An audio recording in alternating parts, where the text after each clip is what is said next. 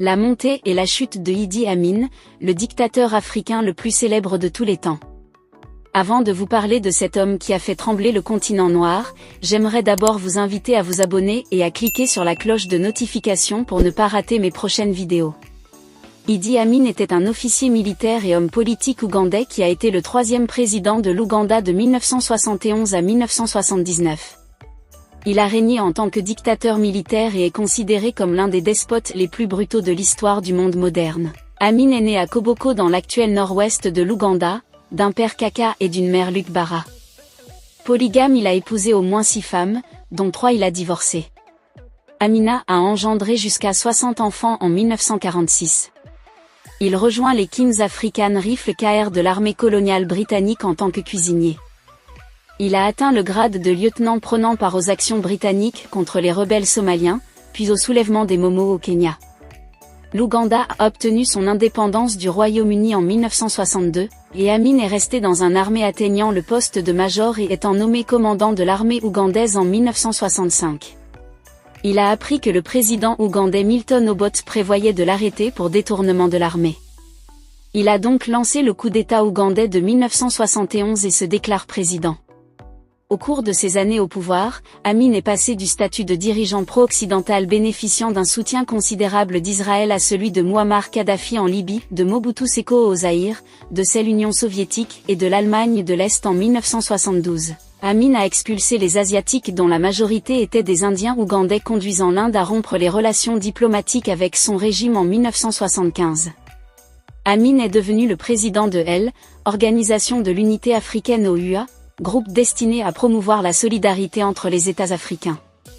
L'Ouganda a été membre de la Commission des droits de l'homme des Nations Unies de 1977 à 1979. Le Royaume-Uni a rompu les relations diplomatiques avec l'Ouganda en 1977 et Amin a déclaré qu'il avait vaincu les Britanniques. Au fur et à mesure que le règne d'Amin progressait jusqu'à la fin des années 1970, il y a eu une augmentation des troubles contre sa persécution de certains groupes ethniques et dirigeants politiques, ainsi que la très mauvaise réputation internationale de l'Ouganda en raison du soutien d'Amin aux pirates de l'ère terroriste, lors de l'opération Antenne. Il a ensuite tenté d'annexer la région de Kagera en Tanzanie en 1978. Le président tanzanien Julius Nyerere a ordonné à ses troupes d'envahir l'Ouganda. En réponse, l'armée tanzanienne et les forces rebelles ont réussi à capturer Kampala en 1979 et à évincer Amin du pouvoir. Amin s'est exilé d'abord en Libye puis en Irak et enfin en Arabie Saoudite le 19 juillet 2003. La 4e épouse d'Amin, Nalongo Madina, a rapporté qu'il était dans le coma et proche de la mort à l'hôpital spécialisé et centre de recherche King Faisal Ajda en Arabie Saoudite. En raison d'une insuffisance rénale, elle a supplié le président ougandais Yoweri Museveni de lui permettre de retourner en Ouganda pour le reste de sa vie. Museveni a répondu que Idi Amin devrait répondre de ses péchés. Au moment où il serait ramené, la famille d'Amin a finalement décidé de déconnecter le système de survie et Amin est par conséquent décédé à l'hôpital de Jeddah le 16 août 2003. Il a été enterré au cimetière rwandais à Jeddah dans une tombe simple sans aucune fanfare.